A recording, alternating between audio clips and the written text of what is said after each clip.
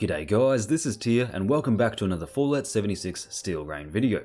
This one is going to be all about the new Super Mutant Behemoth boss that has been introduced into the game. And oh yeah, slight spoilers if you haven't finished the Steel Rain story, click off this video now and return once you have.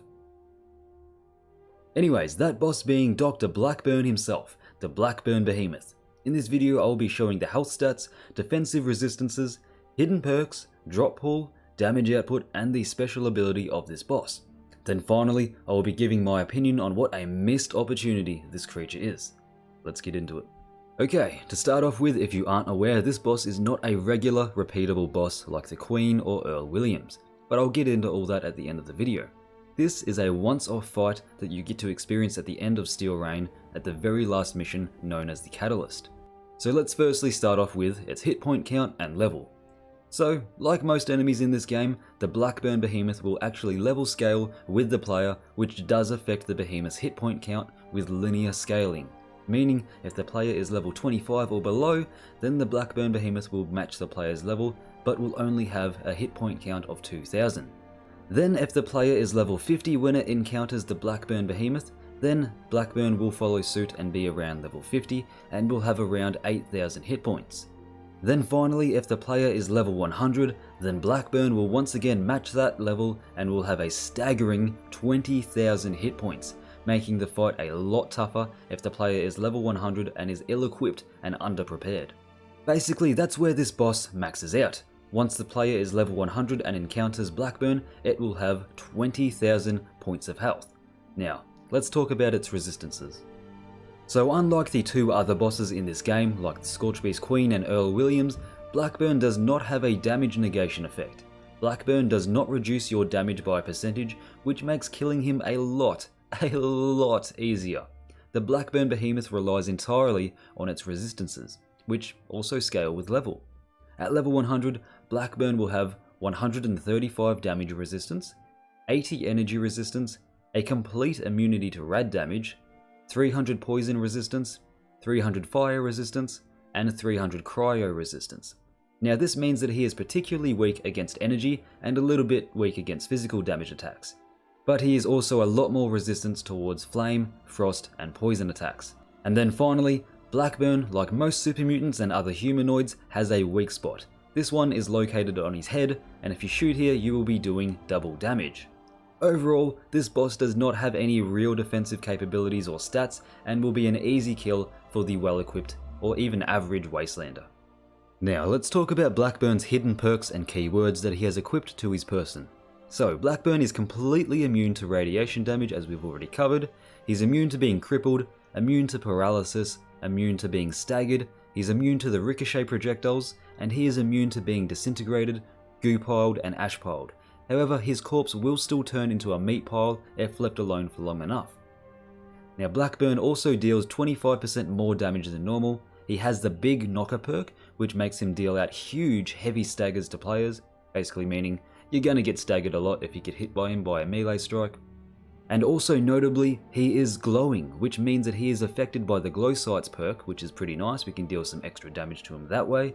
And then finally, unfortunately, he has the never legendary keyword, meaning it is impossible to fight a legendary Blackburn, which is just baffling and disappointing. I really wish they'd change this, but anyway. But yeah, with all of that covered, let's talk about the damage output and special ability that Blackburn can dish out. So firstly, he has a unique Behemoth only weapon that is basically a carbon copy of the typical Behemoth fire hydrant, except it has been reskinned to look like a metal and glass sharded rebar from his test tube. Melee attacks with this weapon should deal around 180 points of damage with a very slow swing speed of 3.42 seconds. Blackburn also has a small ranged attack that will deal 50 damage, and in addition to this, Blackburn has a unique ranged ability called the Tantrum attack, where he will shake uncontrollably and erupt poisonous hazards towards the player. These projectiles hit and explode on impact, leaving a poisonous AoE damage over time hazard.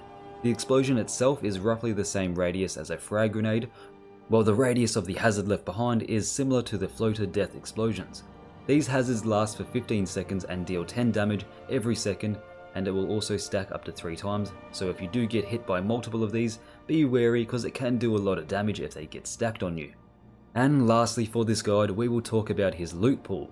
The Blackburn Behemoth drops the exact same stuff as regular behemoths, which you can see on screen, except he can also drop the player some stimpaks, medics, and a pair of eyeglasses that is from Blackburn when he was a human, obviously. But apart from that and some random weapons, there is nothing notable to loot from his corpse, unfortunately. And that's it. That is everything noteworthy about the new Blackburn Behemoth boss. Now, let's get into my thoughts on this boss. I'm very disappointed. When I heard about this thing, I thought it was going to be another new endgame boss that we could farm repeatedly like we do with the Earl Williams boss and the Scorchbeast Queen. I thought it would be a challenge and I thought it would be something for us players to participate in. But unfortunately I was wrong, this boss is not any of that. Sadly, it is a quest-locked boss with no purpose other than being there to bring the DLC story to an end. This boss is not intended to be a challenge, it is not intended to be another endgame boss, and it is not intended for us to fight more than once. You get only one fight with the Blackburn Behemoth and that's it. One and you're done, and you'll never fight this boss again, unless you do it on a different character obviously, but that's not the point. And this is just a real shame. In my honest opinion, this boss fight is way too cool to be wasted like this, and clearly a lot of work went into it, so for it to only be a one-off fight for a quest is such a shame and a missed opportunity. In my opinion, we should be able to return here with a group of people and fight a fully realised Blackburn Behemoth boss. We should be able to nuke Westec or something like that and open it up to be able to fight him over and over again. We should be able to repeatedly fight this boss with our friends. It should be a challenge like Earl Williams, it should be another spectacle, another endgame raid boss for us to fight. We need all the endgame content we can get, and I think adding more real endgame bosses is a great way to do that. Personally, I just think it's a wasted asset, and we should be able to fight Blackburn as a true endgame boss. Hopefully this will change in the future, but for the moment, it's just a wasted opportunity. But even though it is a wasted opportunity, I've got to give props to the team here because this fight and this character design, it's fucking awesome. I just wish that they did more with it, which I think is understandable. Anyways, that's it for this video. A huge shout out to Waster for once again helping me make another video. I hope you all enjoyed it, and if you did, be sure to drop a like on the video, drop me a comment, and if you're new here and want to see more content like this, make sure you're subscribed with post notifications turned on. A huge shout out to my Patreon supporters for making videos like this possible. You're all legends.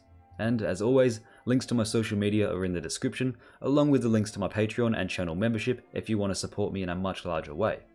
I've been Tia, and I'll catch us in the next one. Welcome to Valhalla.